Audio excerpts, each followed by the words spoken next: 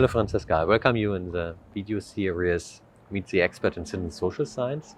And I know about you that you have a doctorate in theoretical physics and that you are a programmer and a data scientist here at the University in Barcelona. My first question is, what is your identity as a citizen social scientist? Hello Stefan, nice for having me. Thank you very much for having me. In the CoAct project, my role is that I facilitate the research that we do together with the co-researchers.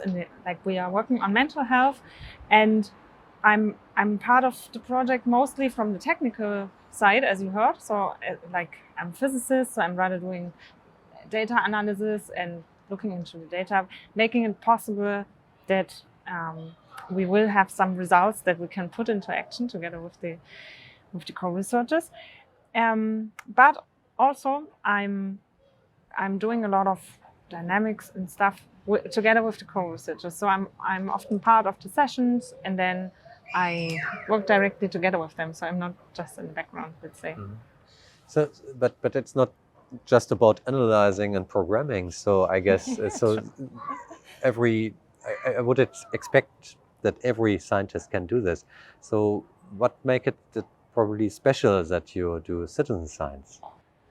I guess as a programmer and as a data scientist, I must be more agile than other programmers and data scientists in other fields. But you have to explain us what that means. What agile means. Mm-hmm. So I mean that actually we want to give the co-researchers as much freedom and as much possibilities to change things in the project as they can get.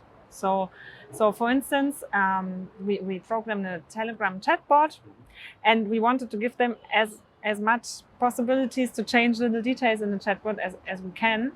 So as a programmer, I have to listen to them and to kind of think what they want, what they mean, and then put that into action. And then I give them another prototype, and then they say, well, maybe a little bit different, but actually our co-researchers were quite happy with whatever we did.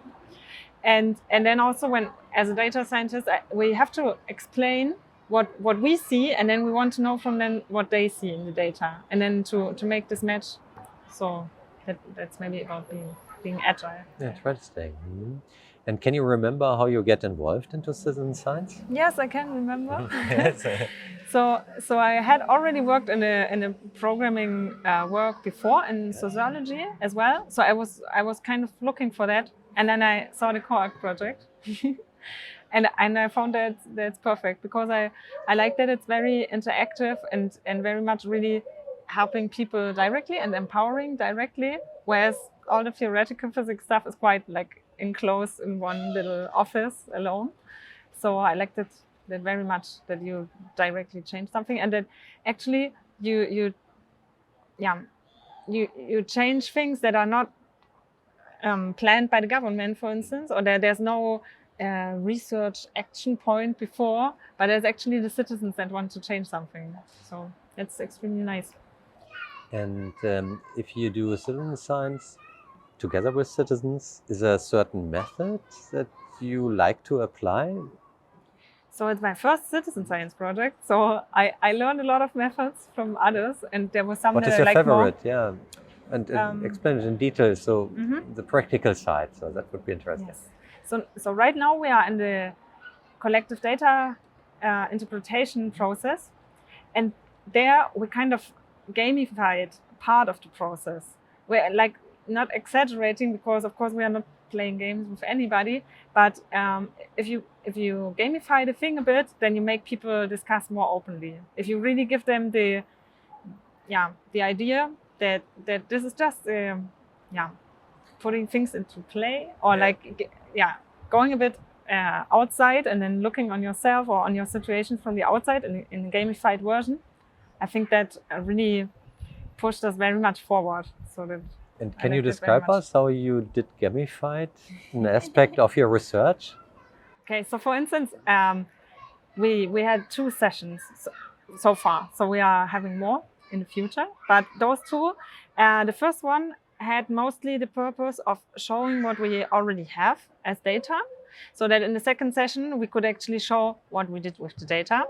And then we always want to know their interpretation. So we always want to see which complexities they see in this problem and like in the data. So in the first session, we did one little game that talked about different stories that we show on our chatbot. So maybe, it will be a long story now to explain, but we actually wanted to order with the co-researchers these stories and say like, which story is more shared and less shared? Because these stories are extremely central in our research, and the stories are written by the co-researchers. So that was kind of very intimate for them, of course. And then from the chatbot, we already know which stories were more shared or less. And then letting them discuss in a game, so they had to order them. And there was a little more to that, but it was a match or a mismatch. And so what they had to do was that they got cards, and on both the back and front side there were the stories written, but only on the back side there was the percentage of people that share this story, that also lived the same story. Then they got the front side of the paper and had to guess whether it comes before or after a certain story. Then they laid it down, and then they can flip it and see, well, if they were wrong or right. And if they were right, it just stays there, and otherwise they put it on the correct place. Then the next person has to decide whether it comes before, in the middle, or in the end of the story. And that was this method was actually shown to us by Revoludica, which is a group that works here in this building in Canodrom. And that was very nice to have this. Yeah, it sounds quite interesting. So, and when you do such kind of research, what do you think, what are the benefits for the people that are involved in your project? So especially in the project we do in mental health, what they want as basic will of them is that they want to visualize for other people and to make it more visible, to make, I'm thinking so much in Spanish now, but okay. So they want to spread the word for mental health, and they want to share their stories. And somehow I think that works quite well, because we have chatbot, so everybody reads the stories. And then also I find it really extremely nice how much we can make it possible that they can speak in public. So for instance, they spoke in radio, they spoke on TV, they were part of newspaper actions actually to promote the chatbot, but also they take part in scientific conferences. So they show their own role, and they show the science. There were already five conferences now, but I can only name the cities. But they are all related to social or related to citizen science, and then they can show up there. So I think that's really the most important part. Okay, I think the crucial part of a certain social project is that people can participate, that they can co-design, that they collaborate in your project. What does it mean for you? How is it for you important? Or why is it for you important? I am, with the benefit of hindsight, very much surprised how all the speaking with the co-researchers actually changed my vision and changed the project and changed how in the future data will be collected on mental health. Because mental health right now in Spain is basically how many people have been in which hospital for how long, and how long have they stayed with the psychiatrist. So I was really surprised how much I changed this vision. Of course, I would ask more soft questions like, how do you see your own mental health, or things like that. But actually the co-researchers spread this question into much more variety. So I see it as a much more complex problem now, so to say. And I also see the role of the social support a lot different, so to say. So I think the largest change is that the closed faculties and closed university, Elfenbeinturm. Ivory Tower of science. They have their very close vision of, what is the research question? What do? We have to refer to research that's already there.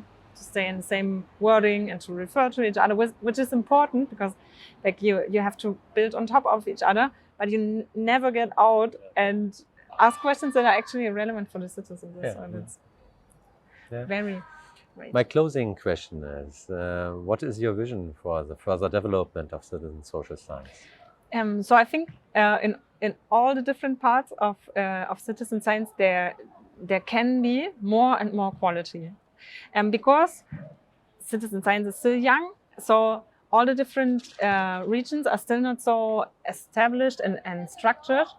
So I think that once, for instance, the Spanish government acknowledges more and more that citizen science is really important, there will be more people working on that, and then every little part will get more professional. And yeah, I think that's maybe it's not so visionary. I'm not a really Yes, visionary but be person. realistic, probably. Yeah. Francesca, thank you so much that you Thank shared you. your perspective on citizen social science, and I wish you best for your further projects. Thank you very much. You too.